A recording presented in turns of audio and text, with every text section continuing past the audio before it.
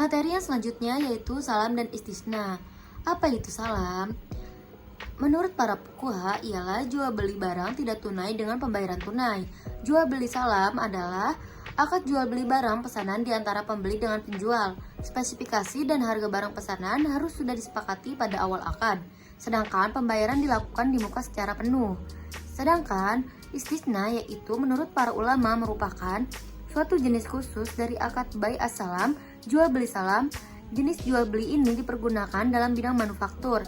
Pengertian bai istisna adalah akad jual barang pesanan di antara dua belah pihak dengan spesifikasi dan pembayaran tertentu. Dasar hukum salam dan istisna terdapat di dalam Al-Quran, surat Al-Baqarah ayat 282, dan dari Al-Hadis dari Ibnu Abbas radhiyallahu anhu ketika Rasulullah SAW tiba di Madinah. Perbedaan dan persamaan antara salam dan istisna. Perbedaan salam dan istisna adalah cara penyelesaian pembayaran salam dilakukan di awal saat kontrak secara tunai, dan cara pembayaran istisna tidak secara kontan bisa dilakukan di awal, tengah, atau akhir, dan tidak adanya penentuan waktu tertentu penyerahan barang, tetapi tergantung selesainya barang pada umumnya. Materi selanjutnya yaitu kafalah dan wakalah. Apa itu kafalah? Al-kafalah adalah sebuah jaminan yang diberikan oleh seorang penanggung kafil pada pihak ketiga yang memenuhi kewajiban pihak kedua atau yang ditanggung. Sedangkan wakalah adalah merupakan isi masdar yang secara etimologi bermakna taukil, yaitu menyerahkan, mewakilkan, dan menjaganya. Wakalah secara bahasa berasal dari kata wakala yang sinonimnya selama wakada yang artinya menyerah. Dasar hukum kafalah yang pertama Al-Quran surat Yusuf ayat 72, yang kedua Al-Hadis Al-Bukhari, An-Nasai, dan Ahmad. Dasar hukum wakalah yang pertama Al-Quran firman Allah, Quran surat Al-Kahfi ayat 19, yang kedua hadis Urwa Al-Bariki, yang ketiga ijma ulama dan qiyas.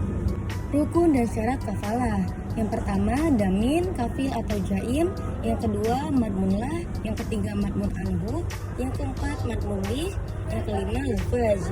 Adapun rukun dan syarat wakalah menurut Hanafiyah, rukun wakalah hanya satu, yaitu sigot. Sedangkan menurut jumhur ulama rukun wakalah ada 4, yaitu muwakil, yang kedua muwakal, yang ketiga muwakal fi, yang keempat sigot. Macam-macam kafalah. Kafalah dapat digolongkan menjadi dua golongan besar, yaitu yang pertama kafalah jiwa, yang kedua kafalah dengan harta. Adapun yaitu macam-macam wakalah. Terdapat 3 jenis macam wakalah, yaitu sebagai berikut. Yang pertama al-wakalah al-qosoh, yang kedua al-wakalah al-amah, yang ketiga al-wakalah al-muqayyadoh, dan al-wakalah mutalaqoh.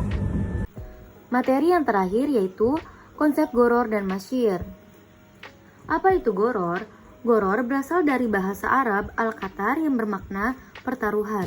Al-goror adalah al-muqattaroh, pertaruhan, dan al-jahalah, ketidakjelasan, sehingga termasuk ke dalam perjudian. Sehingga dari penjelasan tersebut, pengertian goror adalah hal yang mendatangkan kerugian pada transaksi. Demikian pula dengan riba dan masyir yang selalu berusaha dihindari oleh lembaga keuangan syariah. Dasar hukum goror dan masyir. Dasar hukum goror terdapat dalam Quran surat Al-Maidah ayat 90-91. Dasar hukum masyir terdapat dalam Quran surat Al-Baqarah ayat 219. Rukun dan syarat goror. Yang pertama, adanya hajat. Yang kedua, goror dalam jumlah sedikit tetap diperbolehkan. Yang ketiga, goror dalam akad terbaru tidak dilarang.